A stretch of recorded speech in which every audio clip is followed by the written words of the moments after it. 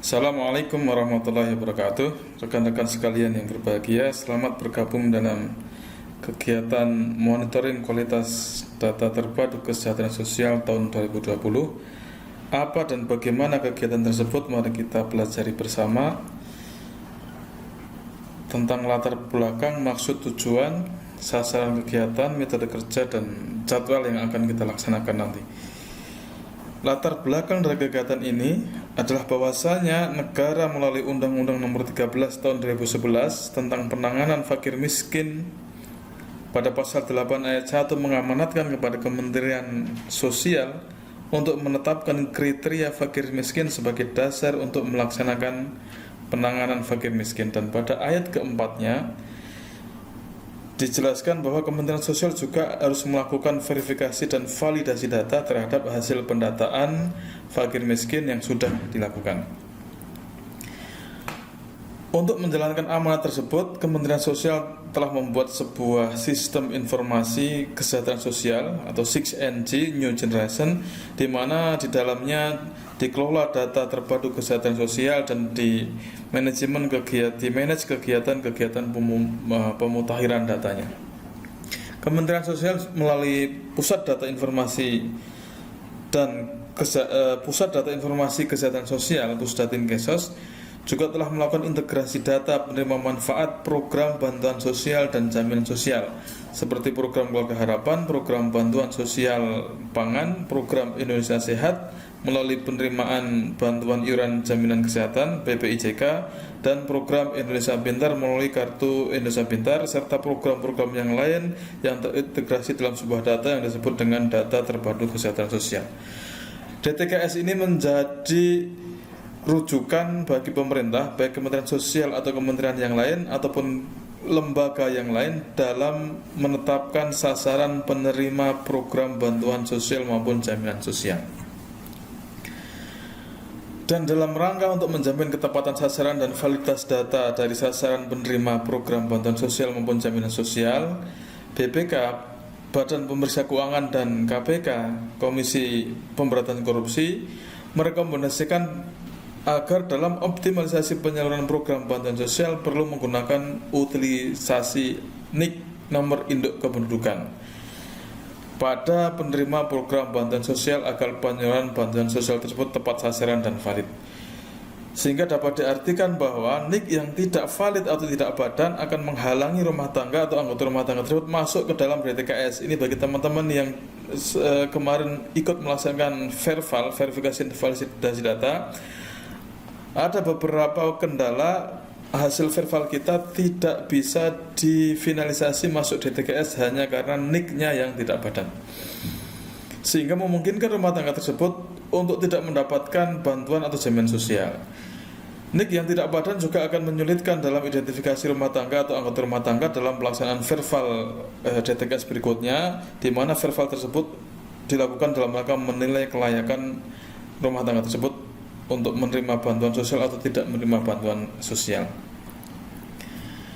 Jadi dengan rekomendasi dari BPK dan KPK tersebut, Kemsos telah melakukan pemadanan nomor induk kependudukan dengan database nomor induk kependudukan, database kependudukan yang ada dalam Direktorat Jenderal Kependudukan dan Pencatatan Sipil Kementerian Dalam Negeri. Dan dari hasil pemadanan tersebut ternyata masih ada jutaan anggota rumah tangga yang NIK-nya tidak badan.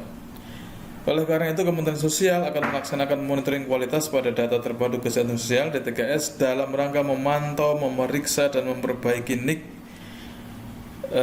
keluarga penerima manfaat bantuan sosial atau anggota rumah tangga pada DTKS yang belum padan dengan data Dukcapil. Sehingga dengan kegiatan monitoring kualitas ini akan menghasilkan NIK yang padan, sehingga menjadikan DTKS ini bisa difinalisasi dan bisa menjadi sasaran dari penyaluran program sosial dan bantuan sosial.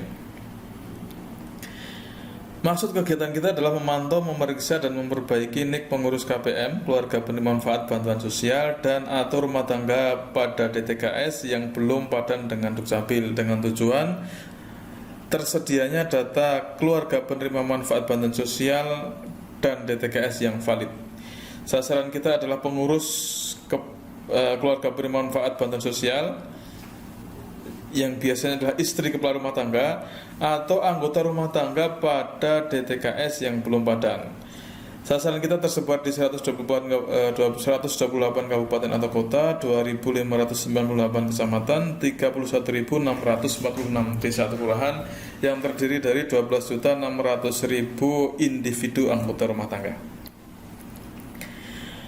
Lingkup pelaksanaan kegiatan monitoring DTKS ini ada 6 lingkup. Yang pertama adalah persiapan, dilaksanakan di kantor pusat dalam rangka mengolah dan menyiapkan perilis awal, kemudian membuat aplikasi monitoring DTKS baik Android maupun web sebagai perangkat kerja kita. Kemudian koordinasi yang dilaksanakan oleh Korwil dan Korkap untuk mendapatkan perizinan, dukungan dan kerjasama dari stakeholder utama kegiatan kita, yaitu pemerintah daerah, dinas sosial dan dinas dukcapil. Kemudian sosialisasi kegiatan yang akan dilaksanakan tanggal 17 September ini dengan peserta adalah dinas sosial dan dinas kependudukan dan catatan sipil kabupaten kota, dengan narasumber adalah Pusdatin dan Direktorat Jenderal Dukcapil Kemendagri. Kemudian lingkup yang keempat adalah bimbingan teknis yang diberikan kepada Korwil dan Korkap yang kita laksanakan hari ini dan besok.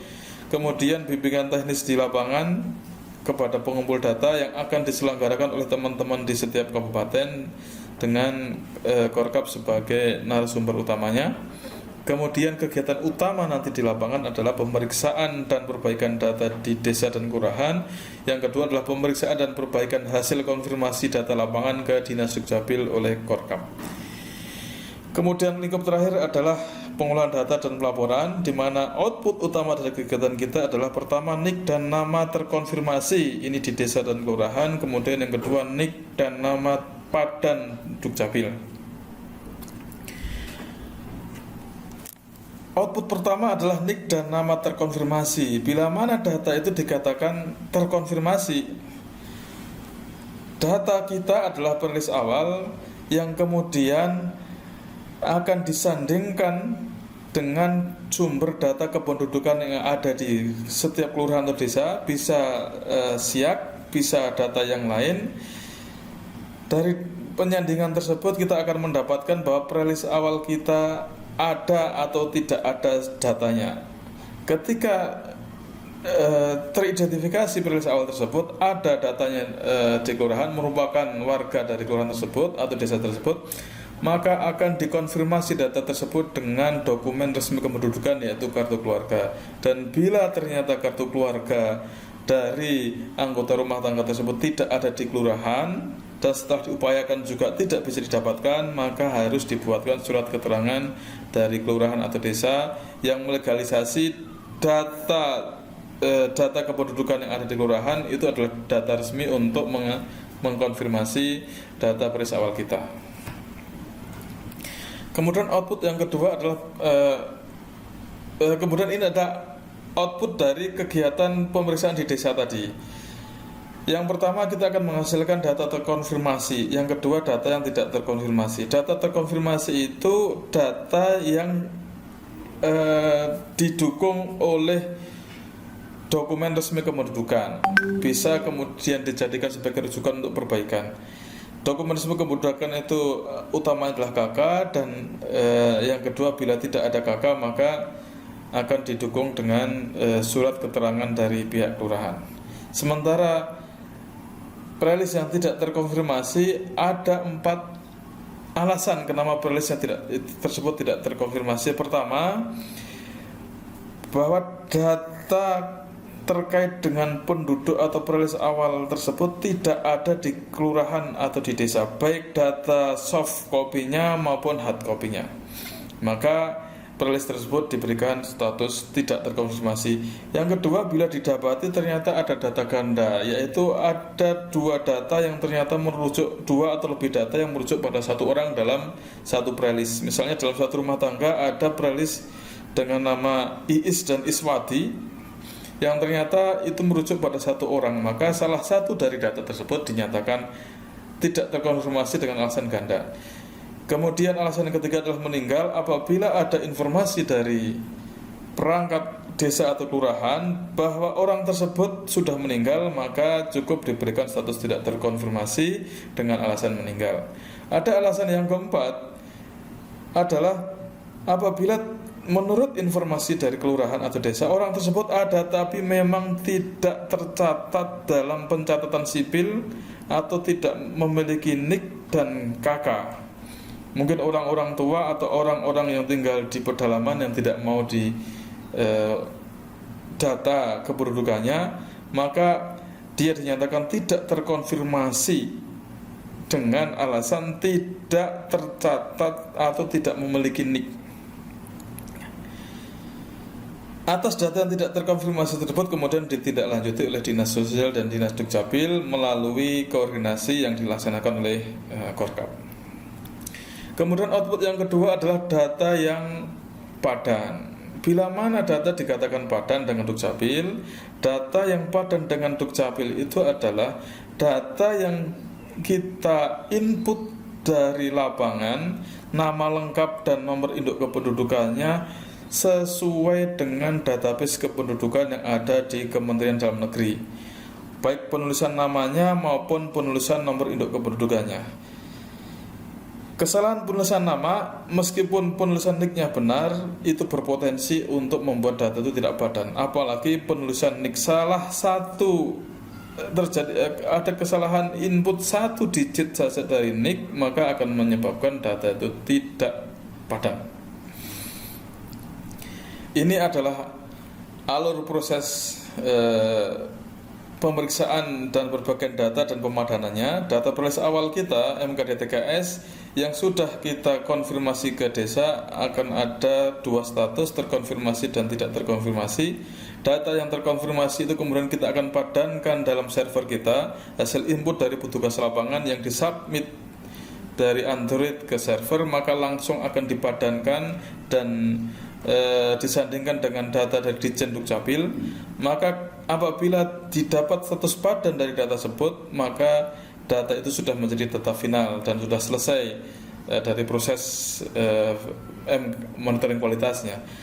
Apabila data terkonfirmasi dari lapangan ternyata hasil pemadannya adalah tidak padan, maka itu menjadi tugas bagi Korkap untuk melakukan QC atas data tersebut. Apakah terjadi kesalahan input oleh petugas kita atau memang benar begitu adanya. Apabila terjadi kesalahan input, maka data tersebut kemudian di-reject, dikembalikan kepada petugas pengumpul data kita untuk diperbaiki, diinput ulang, kemudian disubmit dan dipadankan kembali. Namun apabila ternyata ketika dicek dengan foto dokumen data itu sudah diinput dengan benar tapi tidak padan dengan data di Ditjen Dukcapil, maka data itulah yang akan dibawa oleh Korkap ke Dinas Dukcapil untuk dipadankan dengan database kependudukan dan pencatatan sipil di kabupaten. Karena ada kemungkinan data di kabupaten itu lebih update daripada data di pusat.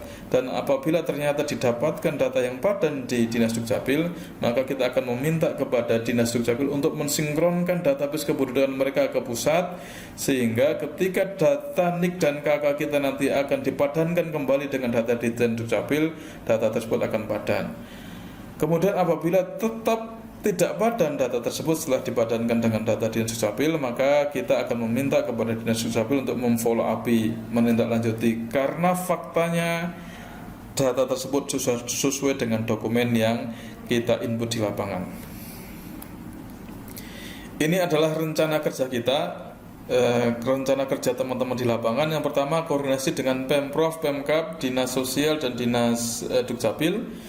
Itu kita laksanakan pada minggu kedua 9 sampai 11 September, dan mungkin juga minggu ini akan kita tetap teman-teman laksanakan.